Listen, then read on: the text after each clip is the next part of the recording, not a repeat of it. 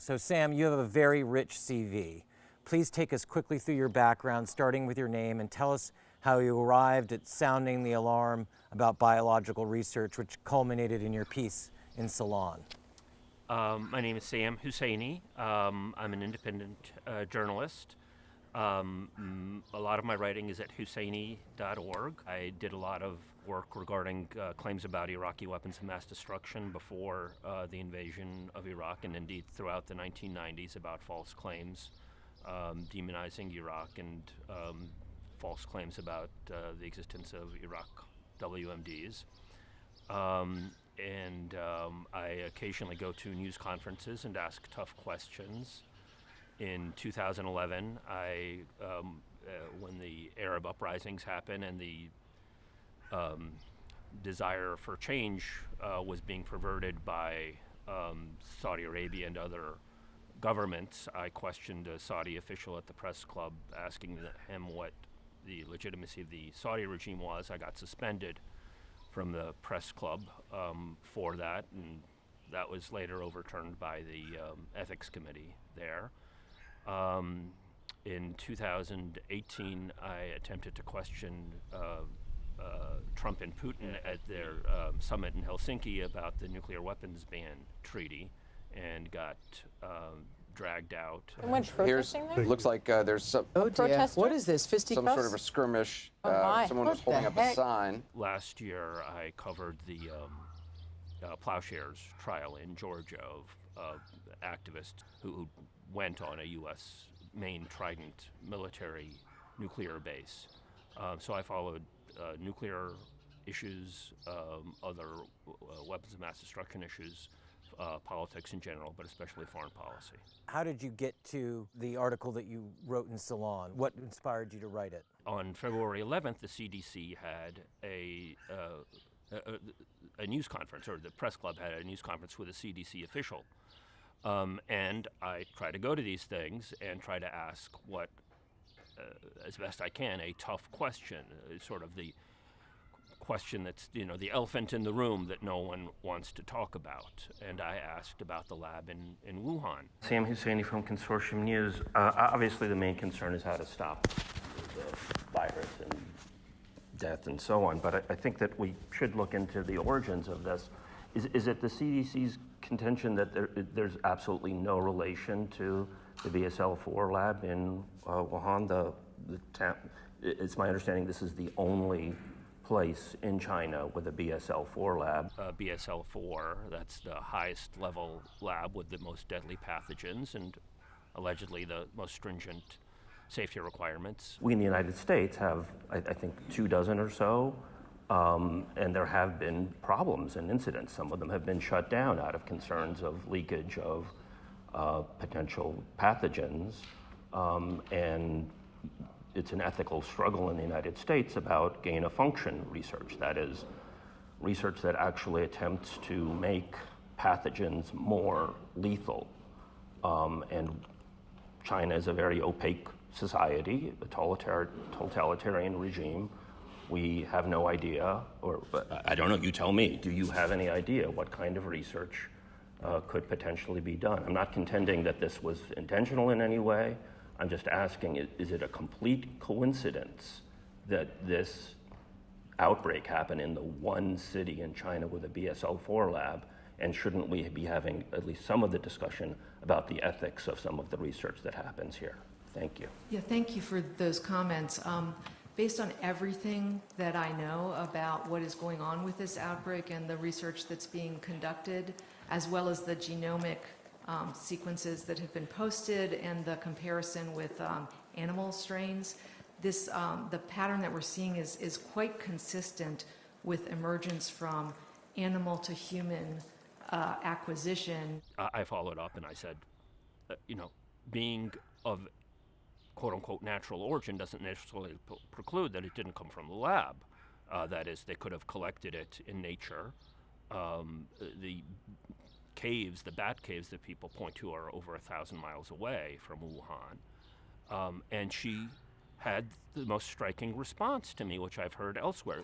In the midst of new infections, it is very common for rumors to emerge, that can take on a life of their own. So as you mentioned, a laboratory and the center of what else is happening in that province, I'm reminded of concerns we heard when I was in Sierra Leone in 2014 with the Ebola response. There was a concern that there was a hemorrhagic virus research center in Sierra Leone, and maybe that's where the virus had come from. It was a key rumor that had to be overcome in order to help control the outbreak. So based on everything that I know right now, I can tell you the circumstances of the origin really look like animal to human.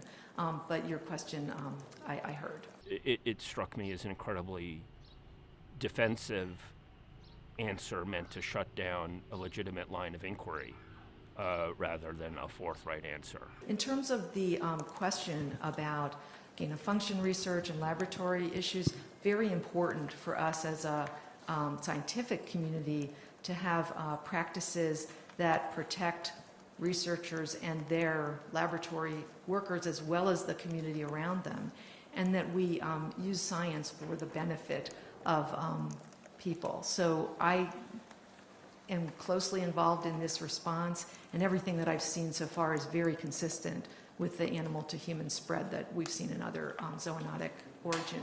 I was still focusing on the narrow questions about the election at that point, but I started digging further and further into it, and it culminated ultimately with my first Salon piece. We are being generally assured from many quarters that there's no reason to believe this virus is anything other than a quote-unquote zoonotic pathogen from a food market in China. Others, including U.S. administration officials recently, have hinted at the possibility that this was an accidental release from a lab in Wuhan. Is there any reason to be confident that these are the only two explanations? I don't think those are the only two explanations. I think that there are three plausible explanations, and I think that people making claims on different sides might have ulterior motives. And I wouldn't believe the Wuhan lab explanation simply because government officials say so.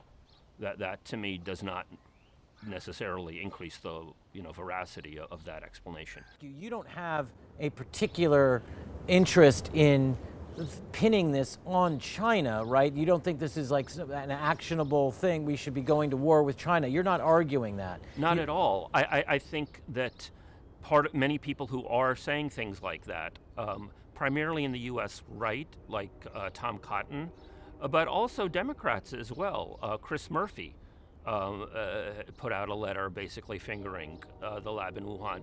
And when Cotton does it, it's particularly vociferous and talking about the secrecy of these Chinese labs and how dangerous they are, and explicitly saying how, in contrast to our labs, which are open and trying to create vaccines to benefit humanity and so on. And I think that that's totally wrong. The lab work that's done, this kind of lab work is dangerous, whether it's done in a Chinese lab or a U.S. lab. And indeed, the U.S. policy has driven this arms race. I mean, it's possible that China, the Chinese lab slipped on a banana peel here, but in part they slipped on a banana peel in a race that was orchestrated by U.S. policy. As I see it, there are three explanations. One is it had nothing to do with a lab, which I hesitate to say came from nature, because that could mean that ultimately the causes are animal farming, deforestation, and so on. But let's just broadly say that had nothing to do with any lab. The other is that it was an accidental release from one of the labs. There are actually two. I didn't know that when I questioned the CDC initially. There are two labs in Wuhan, and an accidental release there. And those accidents happen, including at U.S. labs. It's a long and documented history that I at least give a rough outline of in my recent articles. And the third one is that it was designed to, in effect, frame the labs in Wuhan. This would be akin to what happened with the anthrax attacks. People might remember after 9/11, letters were sent in the mail with "Death to America, praise to Allah," written on them to members of Congress, to members of the media. It sent a wave of panic throughout the United States. People were afraid to open their mail. It made people incapable, in many cases, of rational thought as to what threats did or didn't exist. And they ultimately were traced, to the extent that they were fully traced, to U.S. or U.S. allied labs. That is, the anthrax, the terrorists came from within the U.S. government. So that's what you would call an example of a false flag attack. It's a very prominent one. It was never meaningfully resolved. Even Leahy, Senator Leahy, one of the targets of it, Mueller was head of the FBI in 2008, and when they finally said, okay, we pinned it on this guy, Bruce Ivins, after they've tried to pin it on several other lone wolves, and had to pay one of them off millions of dollars for their conduct, Leahy told Mueller, I'm not buying this story, that it was all one guy who did this. And there's a substantial body of work, a substantial amount of evidence that it wasn't simply one guy. While we're on that topic of the anthrax attacks, what resulted from the anthrax attacks? Yes, that's critical. After the 9/11 attacks, a lot of people in the United States felt besieged and traumatized, and this was very adroitly exploited by the Bush-Cheney administration, including the anthrax attacks. People were beside themselves, afraid to open their mail, similar to the dynamic you have here of people being on edge in a different sort of way, but it's the closest parallel in many respects. Congress was suspended for a time, and Bush-Cheney administration rammed the Patriot Act, so-called Patriot Act, with draconian restrictions on civil liberties and so on during that time, and they also built up their wars against Afghanistan as well as against Iraq. You've worked for a number of progressive media outlets and media watchdog outlets like Fairness and Accuracy in Reporting. But it seems there's a kind of a new sort of myopia from traditionally progressive venues where a number of issues related to the pandemic are concerned. One of these in particular is the possible laboratory origin of the coronavirus. What explains this attitude? How has this been politicized? I think part of the answer to that is the sort of dwindling of independent thought in left of center circles coming out of the Russiagate and then Ukrainegate situations, where a lot of people just are so compulsively, quote unquote, anti-Trump that they aren't sorting out facts and seeing where stories are coming from and who's pushing them. And I think we saw significant sectors of liberal and progressive media become, in effect, implements of the DNC as a result of that process. And I think that it's been in sort of different quarters and in different ways, but similar. You have a process now where people are sort of reflexively saying, we don't want to do anything that will damage U.S.-China relations or that will be used by the pro-war sections, especially of the U.S. right, in terms of China relations. So I think that there's been a tremendous and it doesn't make sense to me because, it's an empirical question. To me, and I think that in certain quarters in the mainstream, there has been a hysterical attempt to squash the possibility that it had something to do with the lab. And again, that something could be either it came out of the labs or they're being framed. And I think that there's been an incredible lack of inquisitiveness and honest inquiry on those questions across the political spectrum. So let's just get down to some of the basics. What is gain of function research? And what is a biosafety level 3 or level 4 lab? Who runs them? Where are they? Sure. Gain of function research is something of a technical euphemism. It means that you're trying to make it more deadly.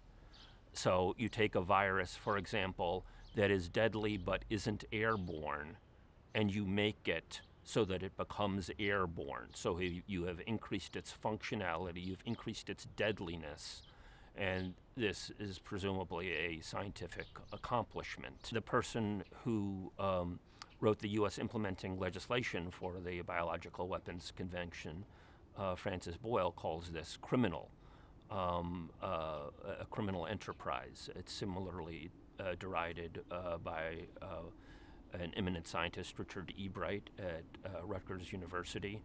And there's been periodic concern, even in the mainstream literature, when a scientist in the Netherlands and another one at the University of Wisconsin in 2001 managed to use animal passages. That is, they took a virus and then forced it through several ferrets. Ferrets have a respiratory system that's similar to humans. The New York Times had an editorial called An Engineered Doomsday.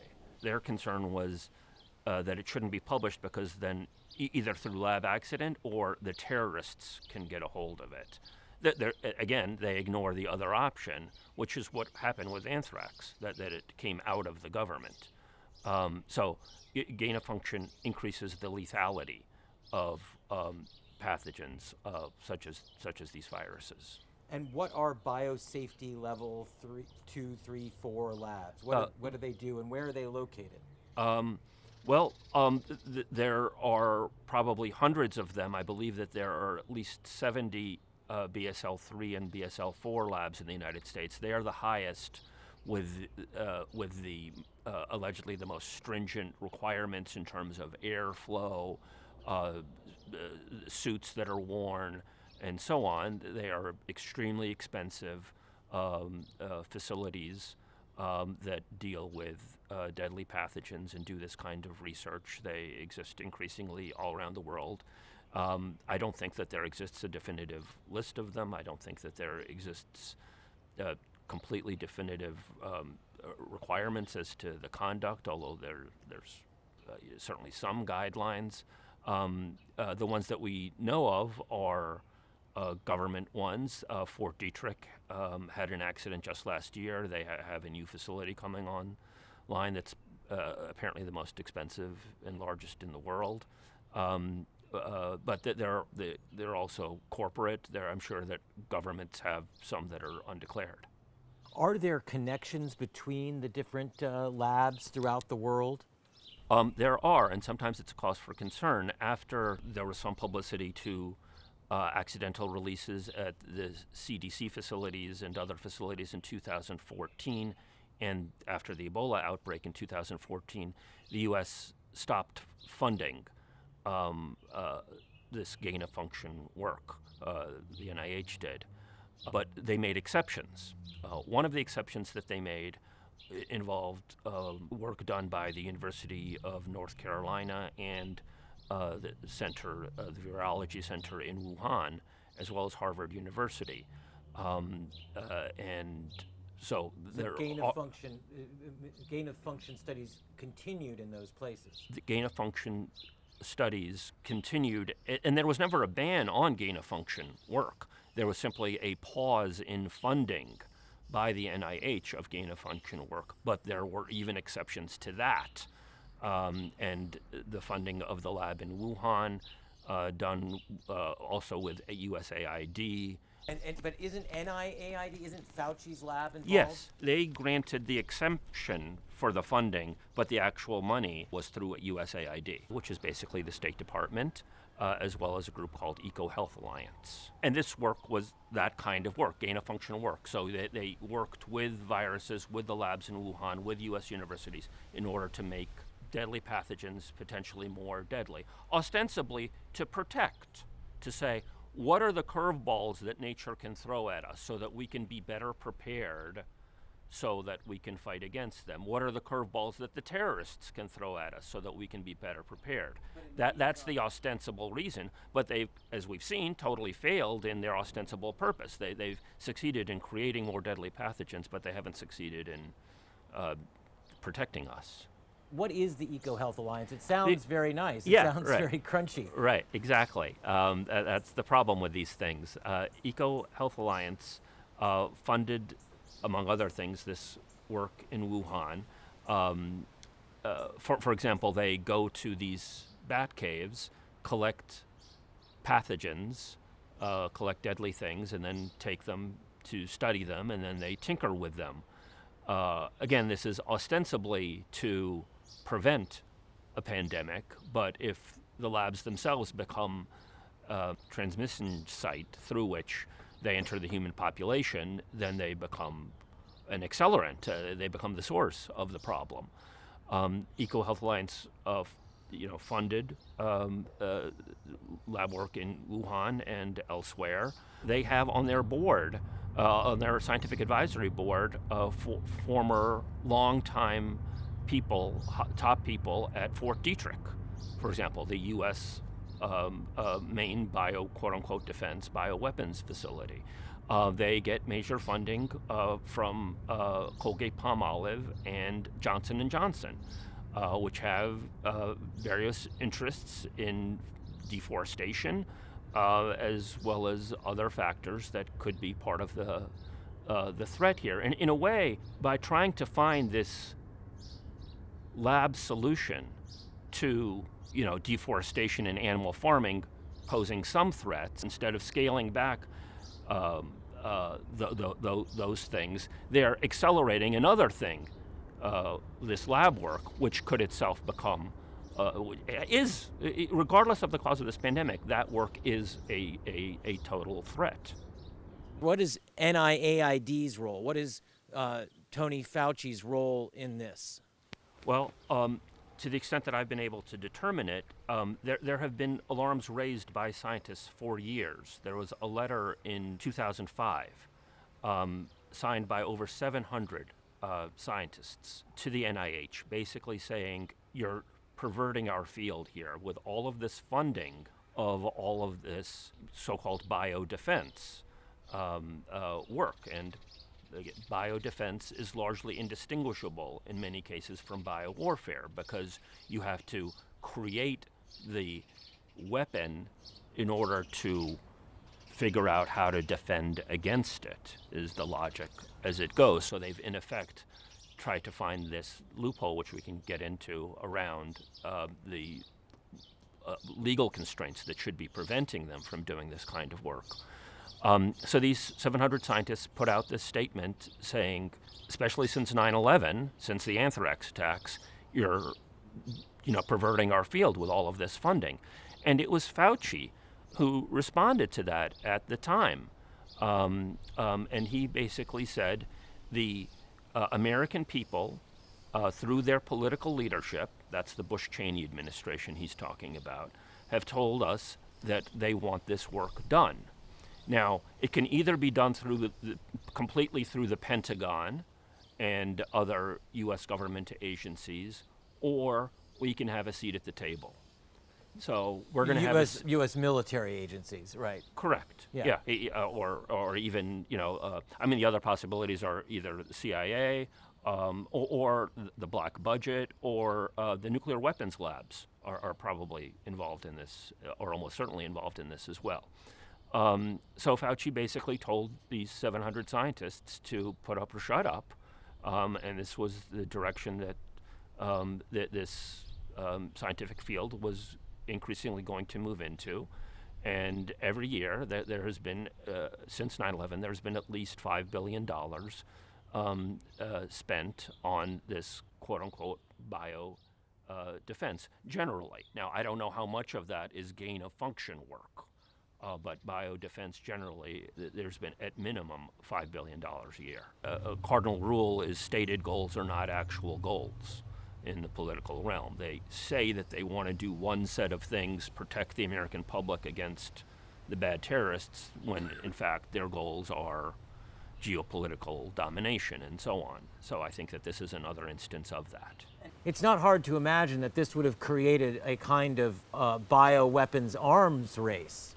Absolutely, and that's totally key. The U.S. allegedly got around the Bioweapons Convention by saying we're doing this for defensive purposes.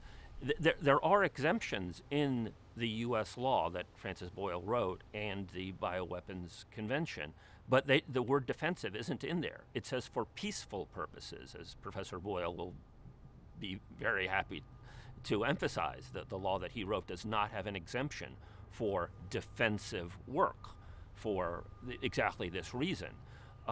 So that they are, quite arguably violating it. But the U.S. did so brazenly, and of course every other country, including China, including Russia, including the UK, France are the main other countries doing it. Israel as well, but Israel never even signed the Bioweapons Convention. They all got the message that, okay, we can do this exception to the Bioweapons Convention, so we can get around it by just simply claiming that it's for defensive purposes. There's sort of a scientific failure, and there's been a media failure. For example, the president of EcoHealth Alliance was on Democracy Now! Not too long ago, and this was, I believe, April 16th.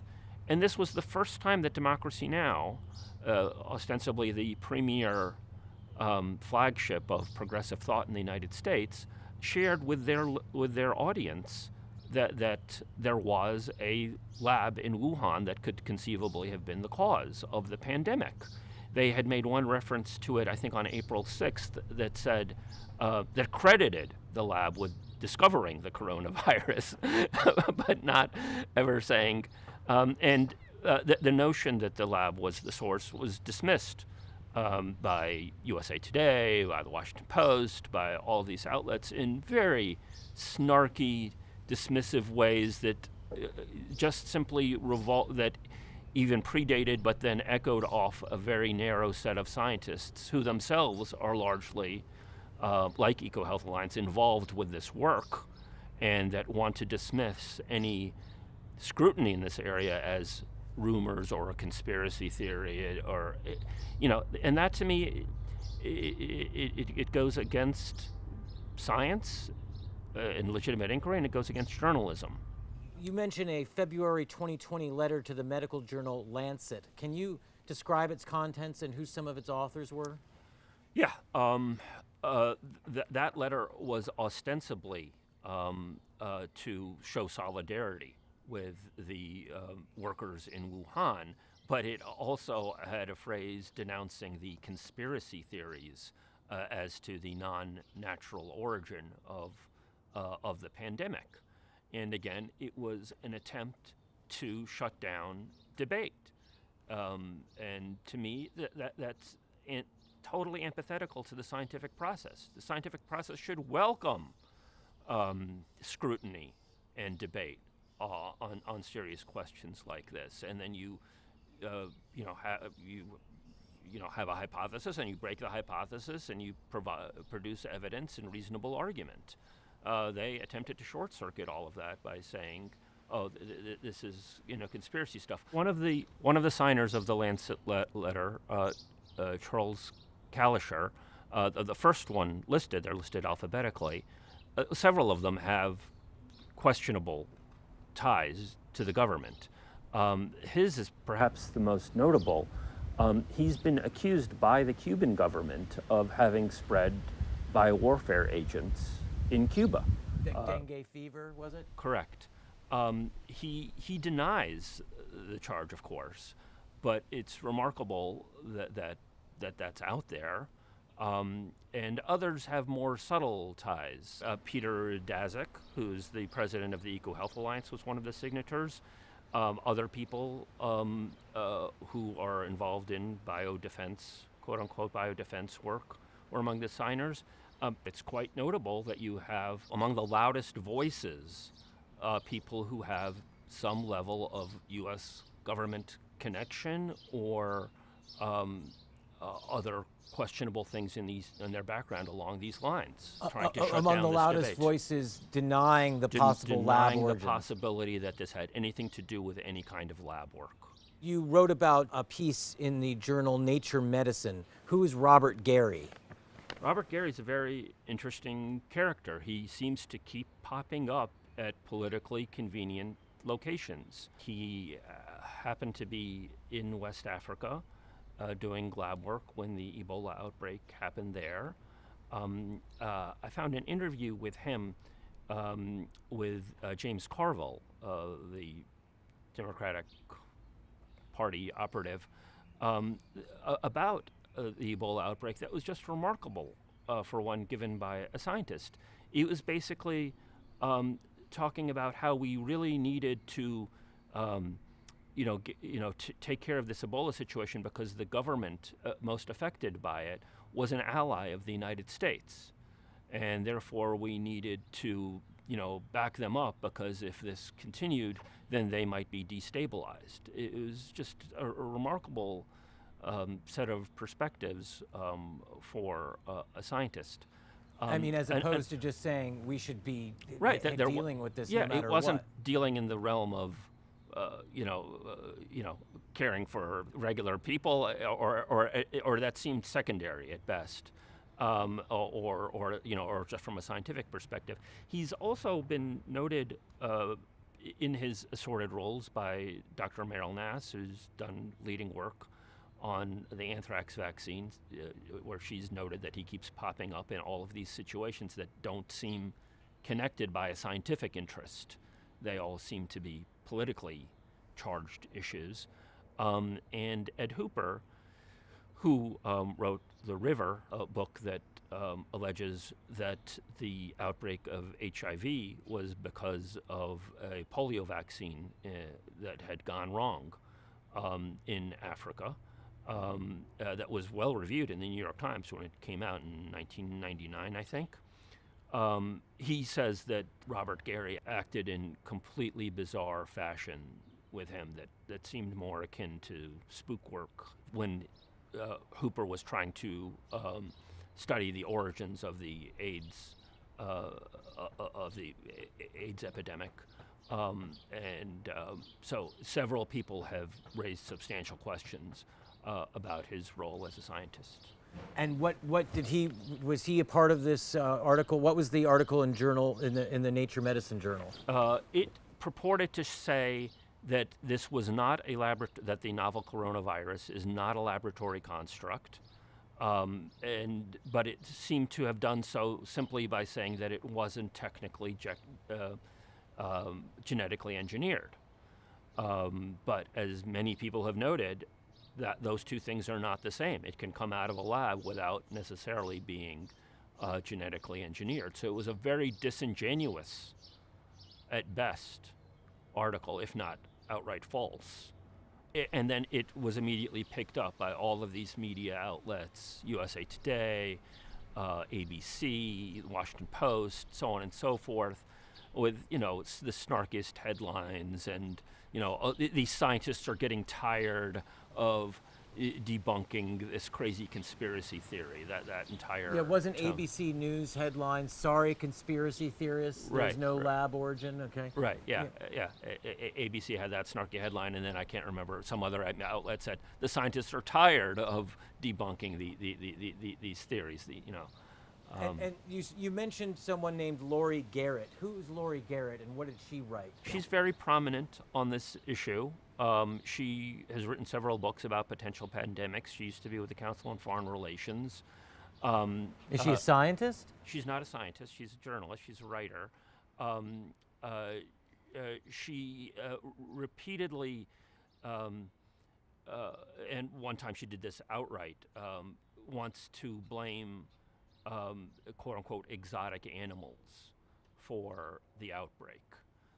And at one point, Like the consumption of exotic animals? correct, as that being the way that it went from bats to humans. It just seemed very odd to me that that's the constant refrain in these quarters. She's associated with Ian Lipkin from Columbia University. They were both special technical advisors to the movie Contagion that millions, if not tens of millions of people have viewed, especially lately. And the movies depicts unregulated lab work at a BSL-3 as a heroic enterprise that helped to stop the contagion. And it depicts the CDC as, led by very caring, although flawed individuals. It depicts the Army fairly positively, and indeed it gives thanks to the Pentagon as well as the CDC. And it was funded by the state of Georgia, which is where the CDC is located. What's the overall impression one gets from Contagion? The overall impression that one gets from Contagion is that unregulated lab work can be heroic, and that the threat is deforestation and animal farming, and animals. That bats. That's how the movie ends. It's transmitted from a bat to a pig that a chef touches, and then he shakes hands with an American woman who jumps on a plane and heads to the United States, and that's how the outbreak fundamentally begins. But interestingly, what we've been learning from virologists, and what I'm sure you've been seeing in your work, to actually make the leap from just a pig to a bat to a human, it requires much more gain of function than just that. To do that sort of thing, we've discovered might take hundreds of years for it to kind of happen naturally. But it's just the sort of work that's being done in these labs to artificially create that situation, which may not even ever happen ordinarily. The thing that we can't avert our eyes from is that it effectively accelerates the existence and the proximity to humans of the threat. And these, in other words, some of the threats that they've developed might never have naturally occurred had they not done the work. Correct. That's my understanding. They are out to look for enemies, ostensibly for the purpose of figuring out how to defeat them. And sounds like that's refrain. at best a very dangerous thing. I mean, you have Richard Ebright, an eminent scientist, and he calls this kind of work that they do, going to these caves, and he says it's not science, it's Indiana Jones adventurism. It's the definition of insanity, he calls it. And you hear that phrase quite a bit. The former head of the Royal Scientific Society in 2014 called this kind of work incredibly dangerous and crazy, this gain-of-function work. You quote Lord May, who's the former president of the Royal Society, as saying, "The work they are doing is absolutely crazy. The whole thing is exceedingly dangerous. Yes, there is a danger, but it's not rising from the viruses out there and the animals. It's rising from the labs of grossly ambitious people." Yeah, I think specifically he was talking there about the work that was done in Holland and the work that was done at the University of Wisconsin on the making the bird flu more easily transmissible. But I think that same charge applies to the work that we're seeing in Wuhan and the associated work in the United States by these people who are incredibly well funded. I mean, EcoHealth Alliance gets a lot of money from corporations and through the U.S. government and so on, and they are, although they just recently got cut off from some U.S. government funding, but they had a full spread in the New York Times basically saying, "We're the solution. Fund us more." I think grossly ambitious people fits the bill here. Who is Ron Fouchier? Sure. Ron Fouchier is a scientist in the Netherlands who used NIH funding to make the bird flu more deadly, to make it transmissible through the air. And this caused a furor, or not a furor, but it got some notice in 2011 or so. It was, I believe that he outright said, he proudly said that he's created the most deadly pathogen yet. A lot of people said that he shouldn't publish the results. They eventually were published. Does this essentially provide some kind of a roadmap to people about how to make something like this? Right. The work that he did was using ferrets to passage a virus through a series of ferrets, in this case the bird flu, until it became transmissible by air, so that it would mutate until it acquired that capacity and would be able to infect humans. So he made something that was deadly, far more transmissible, and therefore far deadlier. And this caused some concern in various quarters, but not enough to actually stop this work from being done. He was, Francis Boyle would call him and many of these other people death scientists. Who are Mark Lipsitch and Allison P. Galvani, and what did they write regarding Fouché's work in 2014? I can actually I'll just give you this quote. We argue that the two main benefits claimed for these experiments, improved vaccine design and improved interpretation of surveillance, are unlikely to be achieved by the creation of potential pandemic pathogens, PPP, often termed gain-of-function experiments. Who are these guys and what were they trying to accomplish? They're scientists at Yale and Harvard, and they have been some of the people who are sometimes vocal on this issue and cautioning against this kind of extremely dangerous lab work. I believe that I've seen some media by at least one of them since our current pandemic, but not on this issue. There's the loud crowd of people who are part of doing this dangerous work, and they're very loudly denouncing any effort to scrutinize it. But you have, I think, a lot of scientists who are very careful people for whatever reason, either if they're cautious by nature or they don't want to go against where a lot of government funding is being done. And they're remarkably quiet on this very question. So the media mantra that there's scientific consensus that this didn't come out of a lab is not true. A lot of the most prominent scientists, people who we talked about at Harvard and Yale, as well as, for example, Jonathan King at MIT, have been notably silent as to what the cause for the current pandemic is. But prior to this, they had been sounding the warning. To some extent, it's periodic. The only person really sounding the warning on a regular basis is Francis Boyle. And to some extent, Richard E. Bright and a few others.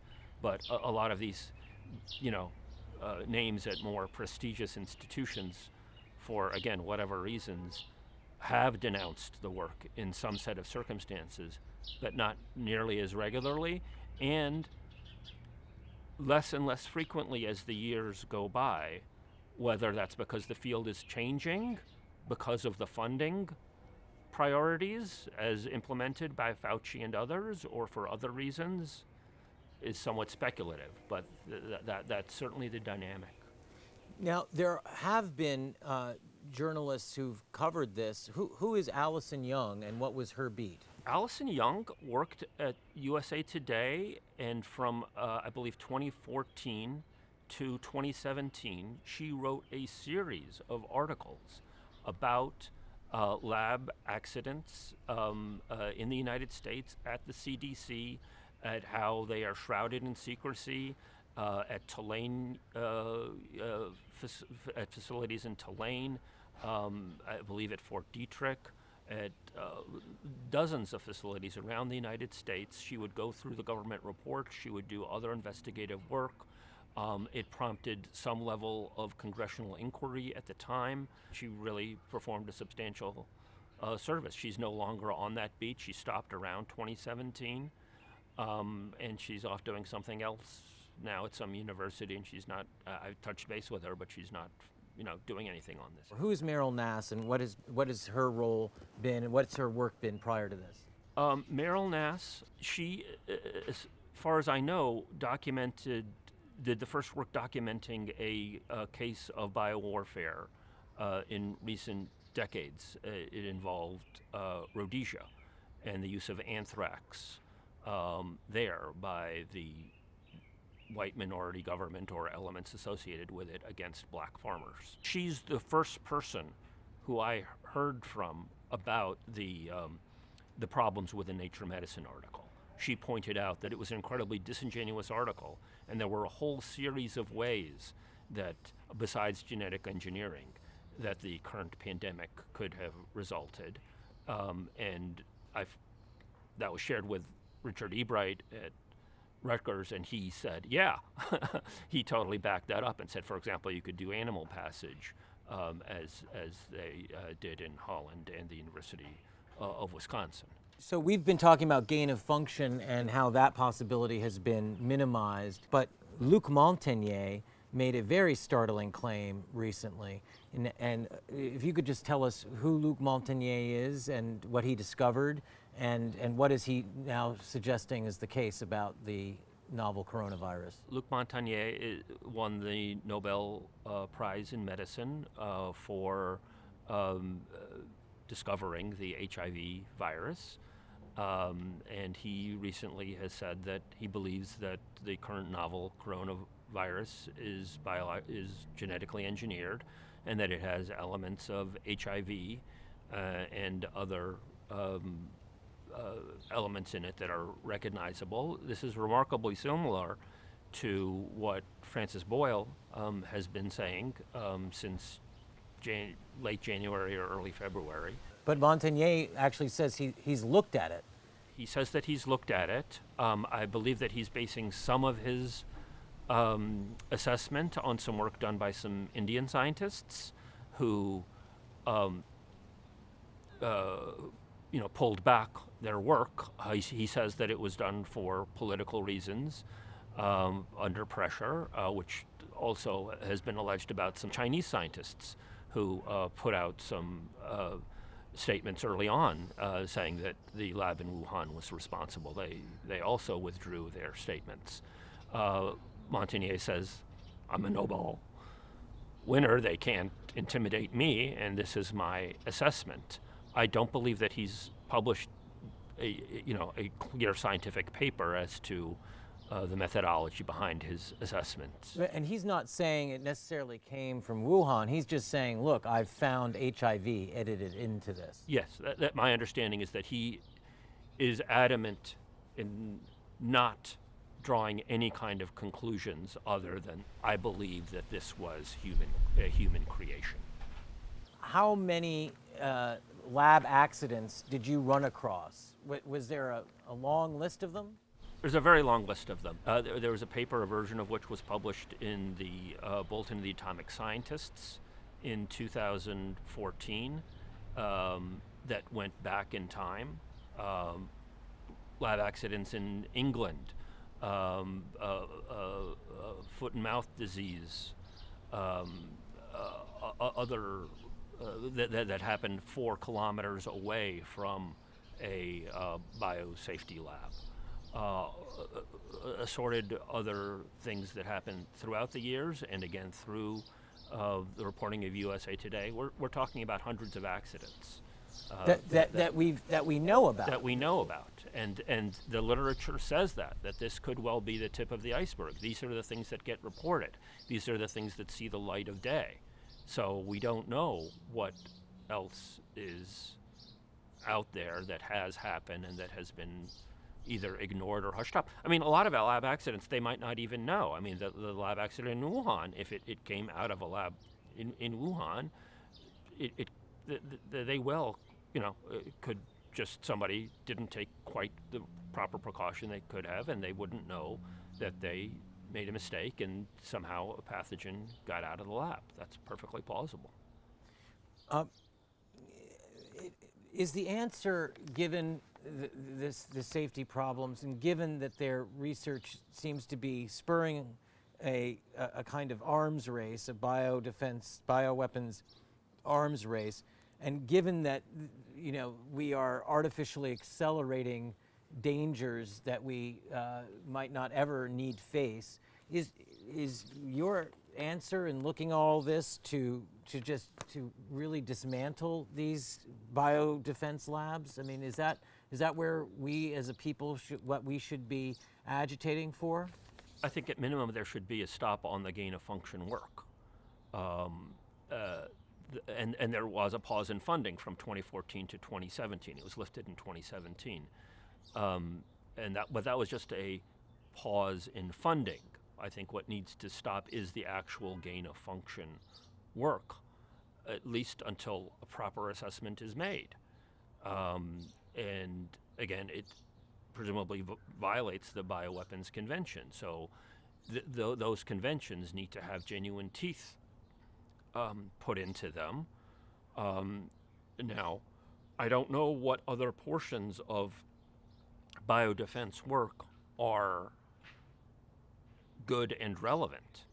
I think that there needs to be a much broader inquiry about that. But at least in dealing with these potentially pandemic pathogens, what's euphemistically known as gain-of-function work, I think that work should be stopped. Francis Boyle would probably go further and say that people involved in that need to be prosecuted. And I think a broader assessment needs to be done about what if any elements of biodefense work are legitimate. So once the cat is out of the bag, could you ever even stuff it back in? You were talking about regulation, you were talking about we need to know more, but we could stop this all, theoretically say it has to stop, but people know how to do it. So can you ever really stop it? Well, it's funny that you say that because people used to talk about biological and chemical weapons as the examples of people having succeeded in putting the cat back in the bag. And it seems that didn't happen, that it just simply morphed into a whole set of pretexts. So ultimately, the problems are questions of partially of science and partially of media and getting information out, but largely of global governance, of what meaningful implements you can use to stop these sorts of dynamics of these governments accelerating these weapons arms race. And sometimes it's a mutually beneficial thing. I mean, when I got kicked out in Helsinki, my question was about the Nuclear Weapons Ban Treaty. This is a treaty backed by 122 countries. The group behind it won the Nobel Peace Prize. And Trump was never asked about it. To my knowledge, Putin was never asked about it, about why are you stopping this? And they're stopping it because that's how they derive their power, by having these weapons. That's how the United States the government derives a great deal of geopolitical power, and that's how Russia derives a great deal of geopolitical power. And so they enter into this dance of death that effectively, pushes down other people. And you could have a very similar dynamic now with bioweapons. Okay, my final question. Given all the happy outcomes for state and monopoly power all over the world, including massive wealth transfer upwards, shuttering of small business, the repression of dissent, et cetera, and given, I have to say, what appears to be the foreknowledge on display in oddly prescient international exercises like Event 201.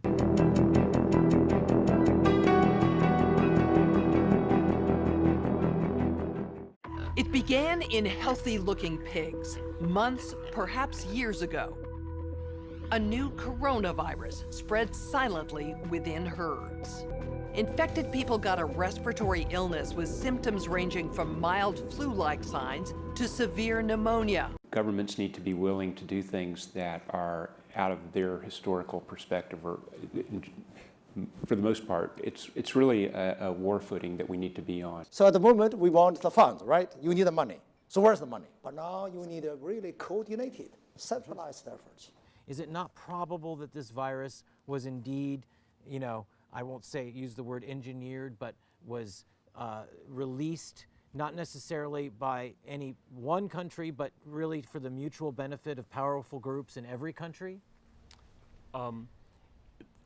Whitney Webb, a journalist at Last American Vagabond, who her work, as well as other interesting work on this, has been either deplatformed or demonetized by the internet giants, has done some interesting work on this, laying out that there were war games or some kind of preparatory games before the current pandemic that were eerily similar to Dark Winter, which was immediately before and foreshadowed the anthrax attacks in 2001.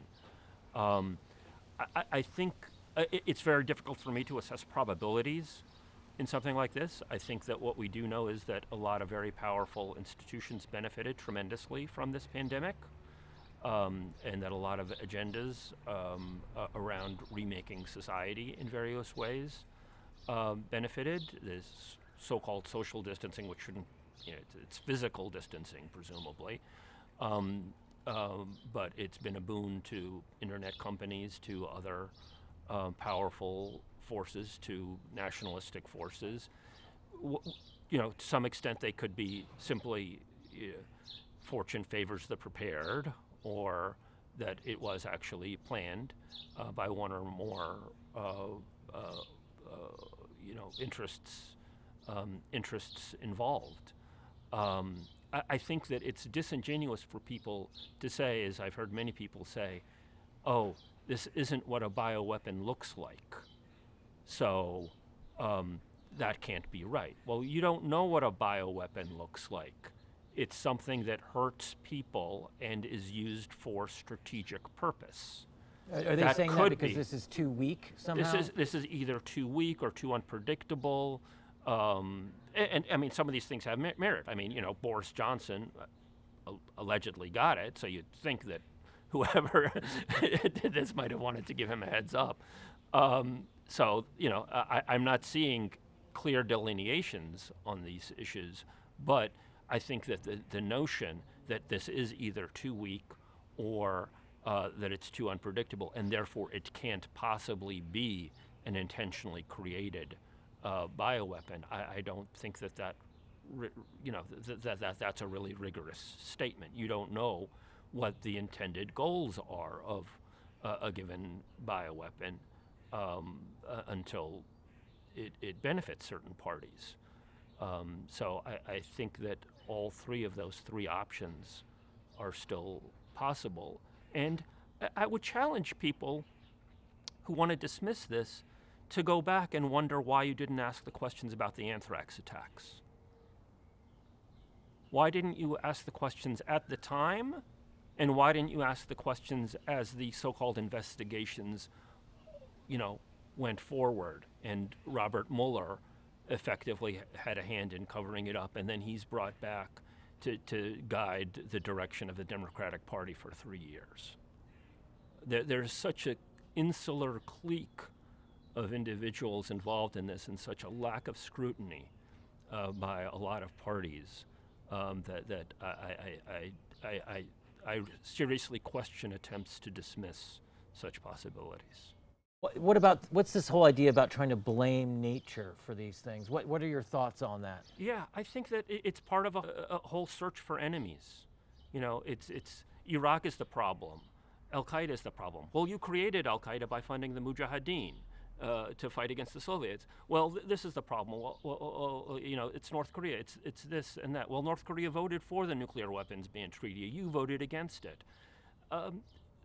There's a search for enemies, and in some respects, the final enemy is nature, of saying it's these, or culture. It's these weird people eating weird meats, and that therefore that's the problem, or nature, and we have to control nature.